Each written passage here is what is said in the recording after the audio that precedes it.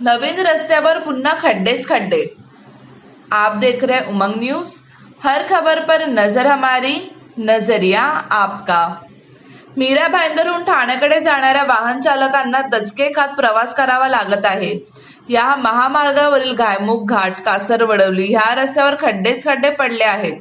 त्यामुळे वाहतूक कोंडीही वाहन चालकांना अपघात होऊ लागले आहेत। एकीकडे रस्त्याची दुरवस्था व दुसरीकडे इतर प्राधिकरणाची टोलवाटोलवी सुरू असल्याने रस्त्याची संपूर्ण वाताहत झाली आहे। 8 दिवसांपूर्वी तयार केलेल्या रस्त्यावरील माती, खड्डे पुन्हा जसे ते असल्याने नागरिकांचा संताप अनावर झाला आहे। रस्ते दुरुस्तीकडे दुर्लक्ष असलेल्या सत्ताधाऱ्यांनी पक्ष फोडण्यापेक्षा विकास कामांकडे आता तरी लक्ष घालावे। आज संपूर्ण आता मीरा भाईंदरवरनं मी आलो आणि या मीरा भाईंदरवरनं ठाण्याला जर जायचं असेल तर मला वाटतं परिस्थिती आज बघा कशा पद्धतीने आलेली आहे। आज इथे दरवेळेला ट्रक पलटी होतात, 15 दिवससुद्धा रस्ता हा टिकला जात नाही।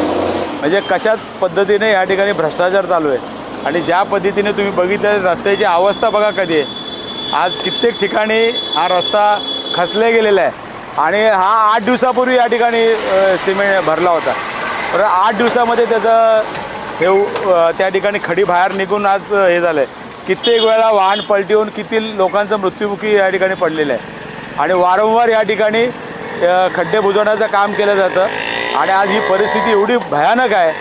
कुठल्याही इथल्या आमदार असेल किंवा खासदार असेल या लोकांना वेळ नाही आहे, फक्त इथे मशगूल आहेत।